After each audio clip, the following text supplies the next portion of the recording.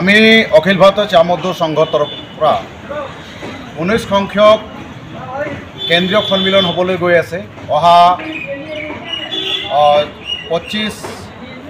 26 আৰু 27 অক্টোবৰ তাৰিখে আৰু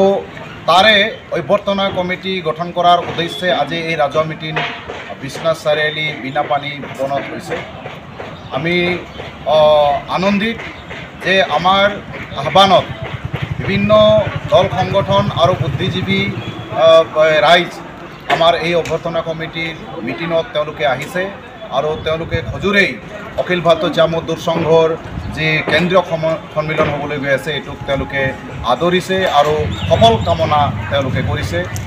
বাবে আমি ধন্যবাদ জনাইছোঁ। আমি আশা কৰিছোঁ এই সন্মিলনৰ জৰিয়তে অখিল ভাৰতীয় চা মজদুৰ সংঘ তথা চাহ শ্ৰমিকৰ যি প্ৰাপ্য অধিকাৰ এই অধিকাৰৰ সংগ্ৰাম আৰু তীব্ৰতৰ কৰাৰ কাৰণে আৰু চাহ শ্ৰমিকক বিভিন্ন ধৰণৰ ৰাজনৈতিক অৰ্থনৈতিক আৰু সামাজিকভাৱে যেনেকুৱা ধৰণৰ এটা ছিষ্টেম তেওঁলোকক উঠাই ৰাখিছে এই ছিষ্টেমৰ শিকলি যি আছে তাক ভাঙি অহা দিনত তেওঁলোকৰ নতুন জীৱন জীৱিকাৰ এটা সংগ্ৰাম আৰু তৈয়াৰ কৰাৰ কাৰণে আমি ইয়াত আমি আলোচনা কৰিম। অহা দিনত আমাৰ সংগ্ৰাম আৰু তীব্ৰতৰ ভুগি যোৱাৰ কাৰণে এই সংকল্প লোৱা